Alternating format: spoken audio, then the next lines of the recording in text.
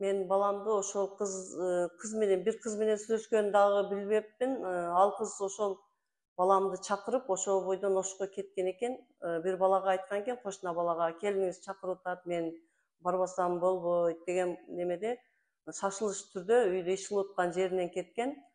Ошол бойдон Ошко барып, Ошко баргандан кийин ал кыз алайга чакырыптыр, алайдан алып кептир, машинаңыз бузулуп калды, келип алып кет деген ойдон балам менен бир аяш уулум дагы кошо барып, алайдан алып келишкен экен.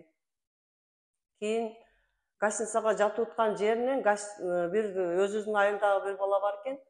Жеңең чакырып атат, барбасам болбойт деп гостиницага жатып аткан жеринден деле чакырган экен. Ошо түнү балам каза болгон экен. Бул кыздын ата-энеси ошол кыздын немесин 28 күнү угушуп, оперлер аркылуу.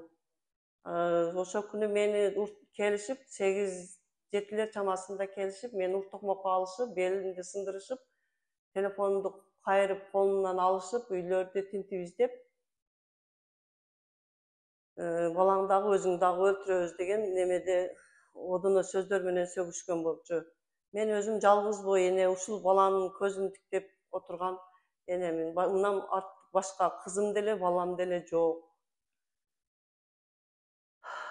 Анан мен баламды сөөгүн таап келишкенде мен